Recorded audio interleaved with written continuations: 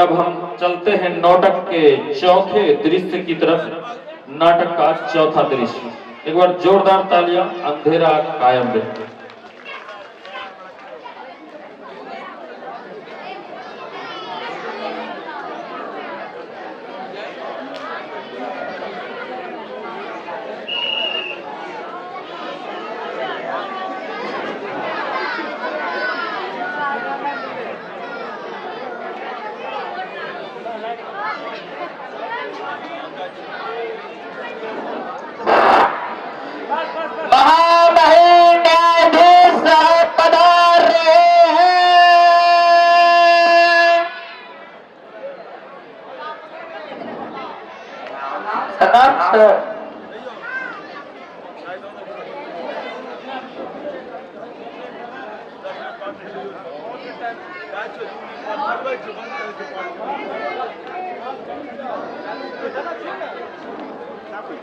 और बीबी साहब क्या हाल है?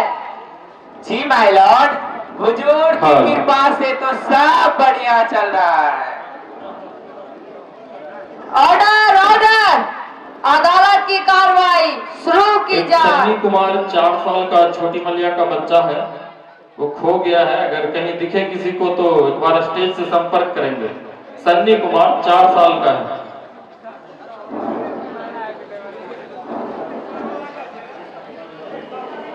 केस का पुकार लगाओ। केस नंबर 1008 के अभियुक्त कोर्ट में हाजिर है।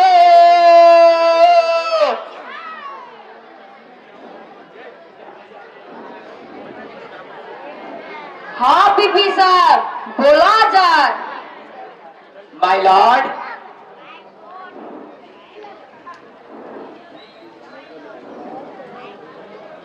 अब मैं महाराज हिरण्यकश्यप के चीफ महावत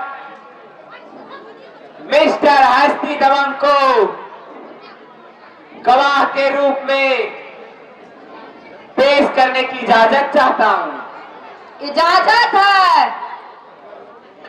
मिस्टर हस्ती दमन हाजिर हो।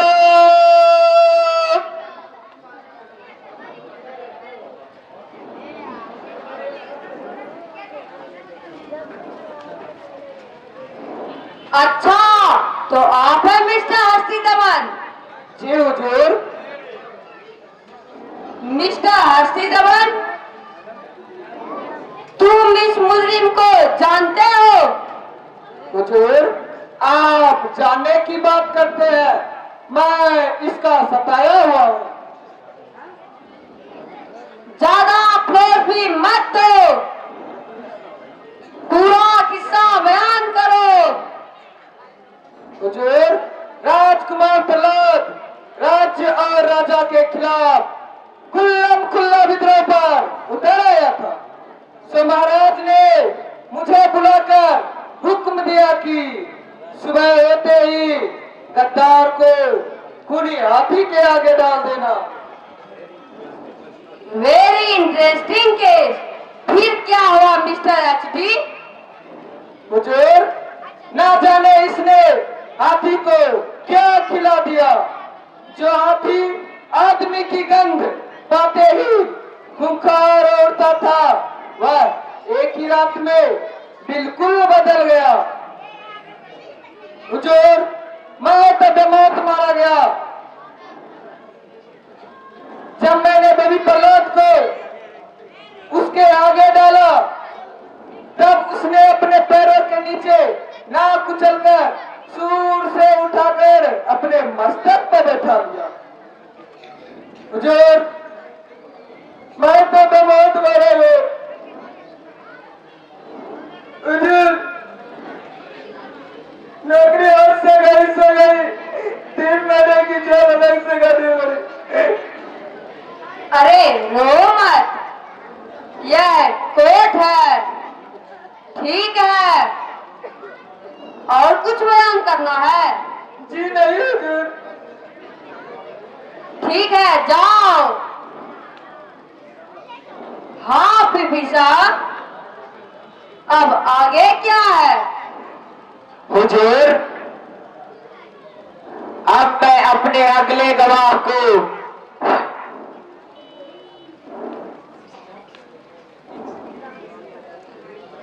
किंग हिरण्यकश्यप के हेड जल्लाद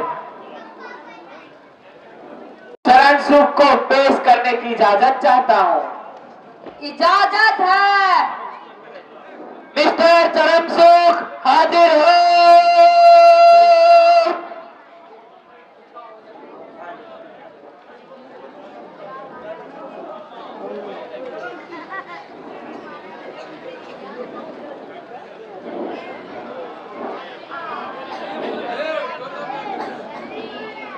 अच्छा, तो आप है मिस्टर चरणसुख? जी हुजूर। हाँ, तो मिस्टर चरणसुख, तुम इस मुकदमे पर क्या रोशनी डाल सकते हो? हुजूर, जब इसकी साजिश से प्रहलाद खोने हाथी से भी बच गया तो मरहूम बादशाह ने मुझे तलब किया और हुक्म दिया कि इस आफत के प्रकार मैं प्रहलाद को पहाड़ से गिराकर मार डालूं। तो क्या तुमने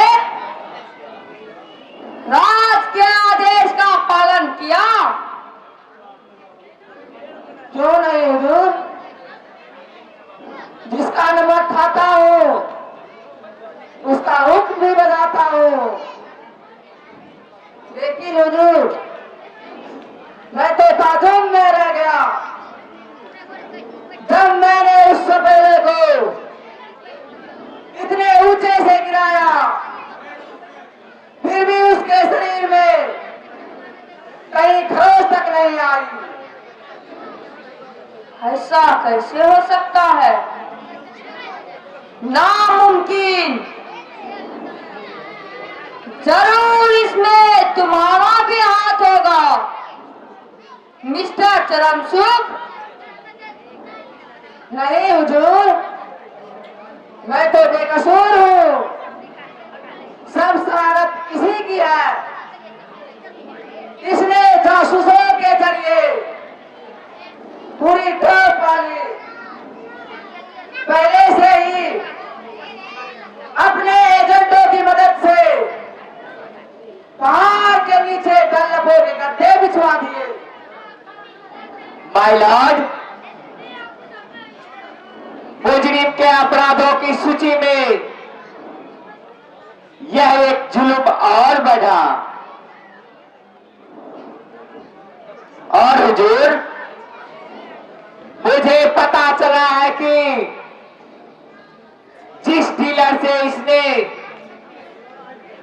डल्लफों के गड्ढे किराए पे मंगवाए हैं वह भी अपने भुगतान के लिए नाव स्वीकार करने वाला है।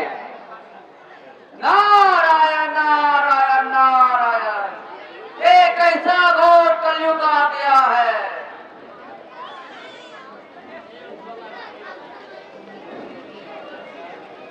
हमने इन सभी गवाहों का बयान सुने।